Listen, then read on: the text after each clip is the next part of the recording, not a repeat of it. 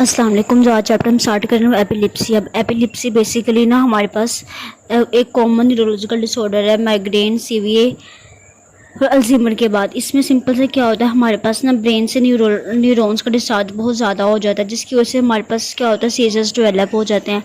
अब इसके साथ साथ क्या होता है, लॉस ऑफ कॉन्शियसनेस होती है, अब नॉर्मल हमारी बॉडी की जो मूवमेंट होती है ना वो अब नॉर्मल हो जाती है। ठीक है, इसके अलावा हमारा जो बिहेवियर होता है वो भी चेंज हो जाता है टोटली। अब अगर बात की जाए ना सीजर्स की क्लासिफिकेशन की, तो हम क्या कहते हैं, हमारे पास आती है ओरिजिन की इटियोलॉजी। यहाँ हम इलेक्ट्रोफिजियोलॉजिकल रिलेशन की बेस पे हम ना इसको मतलब क्लासीफाई करते हैं। सबसे पहला आता है फोकल।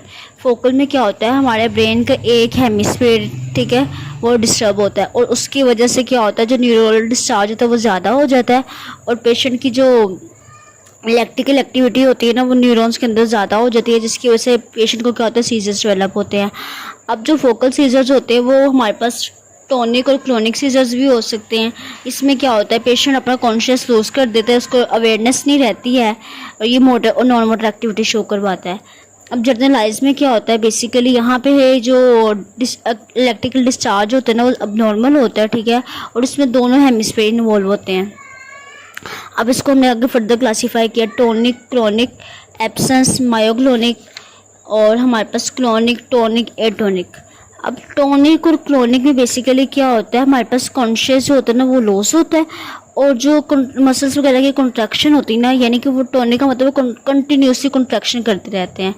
और क्लोनिक का मतलब होता है कि कॉन्ट्रैक्शन के साथ रिलैक्सेशन का फेज भी एक साथ चलता है। ठीक है, इसमें क्या होता है, पेशेंट कंफ्यूज रहता है, एग्जॉस्ट होता है, ठीक है, क्योंकि ग्लूकोज के लेवल और एनर्जी बहुत कम हो जाती है। एब्सेंस में सिंपल सा ये होता है कि उसका कॉन्शियसनेस लूज हो जाता है और ये बच्चों में ज़्यादातर होता है। बच्चे में क्या होता है, वो ना मतलब अचानक से खामोश हो जाते हैं अगर कोई भी इनके साथ हादसा हुआ है, ठीक है, इसलिए हम कहते हैं एब्सेंस सीजर्स। यानी इसमें ना बॉडी का डिस्चार्ज, वो सीजर्स जर्किंग वगैरह नहीं होती है, सिंपल से जो उसका माइंड होता है ना वो अनकॉन्शियस होता है, वो खामोश हो जाता है। मायोक्लोनिक में हमारे पास क्या होता है, मसल कॉन्ट्रैक्शन करते हैं, ठीक है, सेवरल टाइम के बाद, मिनट के अंदर और उसकी वजह से मतलब सोने जब वो जागते तब हो सकता है हमारे जो लिम्स होते हैं वो क्या करते हैं, वो जर्किंग वगैरह शो करवाते हैं। इसमें हमारे पास किसी मतलब एक किसी भी एज में डेवलप हो सकता है, ज़रूरी नहीं है बच्चों में बड़ों में हो।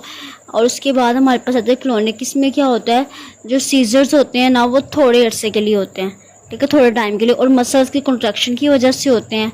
टोनिक में हमारे पास सिंपल सा ये होता है कि जो मसल की एक्सटेंशन होती है ना उसकी टोन ज़्यादा हो जाती है और यहाँ सीजर जो होते हैं वो 60 सेकंड से भी ज़्यादा अरसे तक रहते हैं।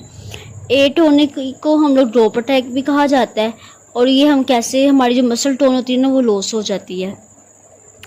अब बेसिकली क्या होता है, एपिलिप्सी के अंदर जो हमारा न्यूरल डिस्चार्ज हो जो ज़्यादा होता है और उसकी वजह से एक्टिविटी भी ज़्यादा होती है। तो हम इनका जो भी एंटी एपिलिप्सी की एंटी सीजर मेडिकेशन देंगे ना, उससे सिंपल से क्या करना है, वोल्टेज चैनल जो होते हैं सोडियम कैल्शियम उनको ब्लॉक करना है और जो गाबा हमारी बॉडी में है ना इनहिबिटरी न्यूरॉन उसको ज़्यादा करवाना है, ठीक है, और एक्साइटेड न्यूरॉन्स की ट्रांसमिशन को कम करवाना है। और इस तरह से हम लोग सीजर्स का ट्रीटमेंट करते हैं।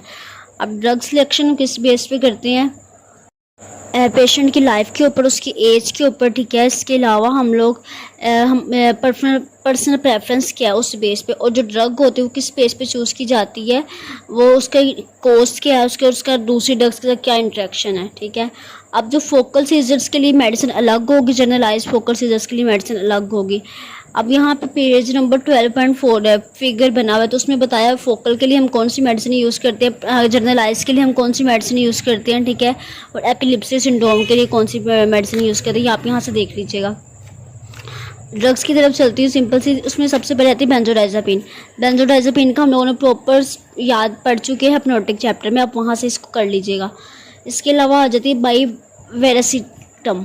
इसमें क्या होता है, हमारे पास इसको हम फोकल सीजर्स के लिए हम इसको यूज़ किया जाता है और ये साइनेप्टिक वेसिकल प्रोटीन्स के लिए ज़्यादा एफिनिटी शो करवाते हैं और इस तरह से हम लोग सीजर एक्टिविटी के लिए इसको शो करवाते हैं। अब अगली आ जाती है कार्बाजीपाइन। ये सोडियम चैनल को ब्लॉक करती है और इस तरह से ये क्या करती है, एक्शन पोटेंशियल की इनहिबिशन करवाती है और हम फोकल सीजर्स में हम लोग उसको यूज़ किया जाता है। फोकल में भी और टोनिक क्लोनिक सीजर्स में भी हम लोग उसको यूज़ किया जाता है, ट्राइजेमिनल न्यूरोलजी में भी यूज़ किया जाता है और बाइपोलर में भी हम इसको प्रेफर किया जाता है। इसके बाद हमारे पास आती है एस्पिकारज़ेपिन आती है। ये बेसिकली एक प्रो ड्रग होती है, यानी कि अपने ये मेटाबॉलिज्म के बाद अपनी एक्टिव फॉर्म में कन्वर्ट होती है और ये सिंपल सा वोल्टेज सोडियम चैनल होता है उसको ब्लॉक करती है और फोकल सीजर्स के लिए हम लोग उसको यूज़ करते हैं। फिर इथोक्सिमाइड आती है, ये भी हम लोग इस अब नॉर्मल एक्टिविटी जो होती है ब्रेन की उसको कम करने के लिए यूज़ किया जाता है। ये कैल्शियम चैनल होता है ना, उसको इनहिबिट करती है और एब्सेंट सीजर में हम लोग उसको यूज़ किया जाता है। फिर आ जाती है फेल्बामेट। इसमें क्या होता है, हमारे पास वोल्टेज सोडियम चैनल ब्लॉक होता है और जो हमारे पास NMDA रिसेप्टर्स होते हैं ना वो भी ब्लॉक होते हैं, ठीक है, कैल्शियम चैनल्स के साथ। मतलब सारा कुछ इनहिबिशन इन्होंने करवानी होती है। तो क्या कहते हैं फेल्बामेट है ना, ये बेसिकली एंटी कन्वल्सिव एक्शन कैसे शो करवाता है, सिंपल से सोडियम वोल्टेज चैनल को ब्लॉक करता है।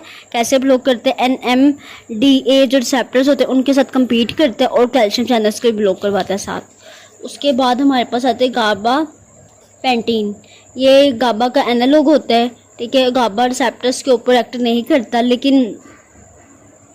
ये सिंपल से क्या करता है, वोल्टेज गेटेड जो कैल्शियम चैनल होता है ना उसके साथ बाइंड करता है और उसका जो वैसे तो उसका प्रॉपर मैकेनिज्म नहीं वो है, लेकिन गाबा जो वोल्टेज गेटेड कैल्शियम चैनल उसके साथ बाइंड करता है और इस तरह से अपनी अफिनिटी शो करवाता है और हम एंटी कन्वल्सन में हम इसको ट्रीटमेंट करते हैं।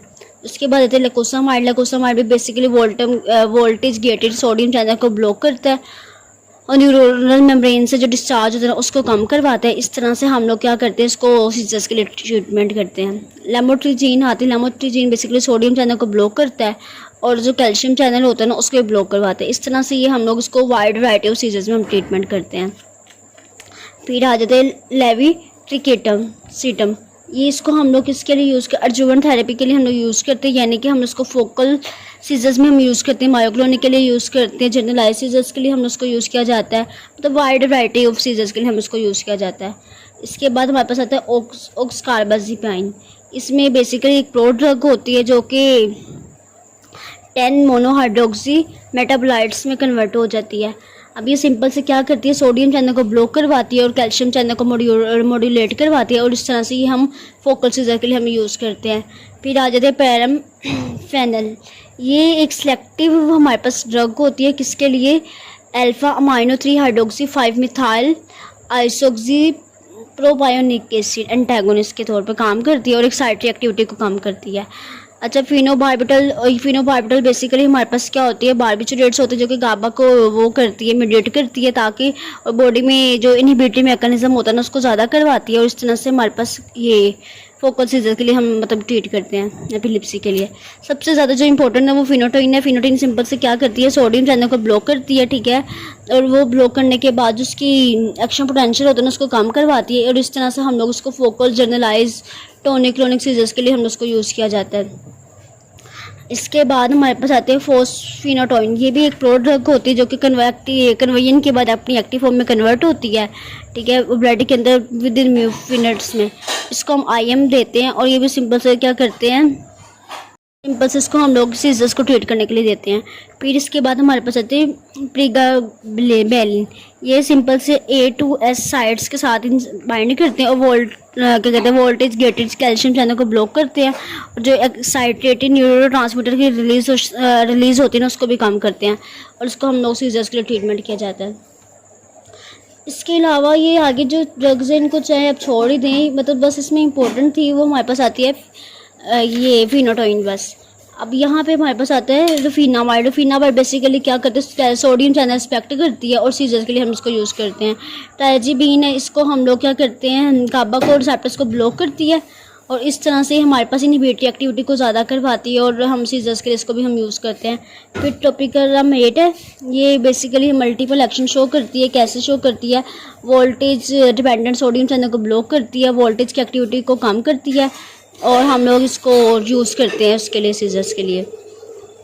वेलप्रोनिक एसिड्स एंड डाइवेलप्रोग्स, ये बेसिकली हमारे पास क्या करती है, सोडियम चैनल को ब्लॉक करती है और गाबा जो ट्रांसमिशन होती है ना उसको भी ब्लॉक करती है और कैल्शियम चैनल्स का जो उसको भी ब्लॉक करती है और इसको हम लोग सीजर्स की वाइड वैरायटी के लिए हम इसको यूज़ किया जाता है।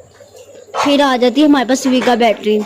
विगाबैट्रिन हमारे पास क्या होती है, इरिवर्सिबल गाबा टी टाइप जो होते हैं ना उसका इरिवर्सिबल तौर पे इनहिबिट कर देती है और इस तरह से हम लोग उसको क्या कहते हैं उसके लिए ट्रीटमेंट करते हैं। उसके बाद जोनिसामाइड आ जाता है। जोनिसामाइड बेसिकली एक सल्फोनामाइड डेरिवेटिव होता है जो कि हम ब्रॉड स्पेक्ट्रम ऑफ एक्शन के, इसका ब्रॉड स्पेक्ट्रम होता है।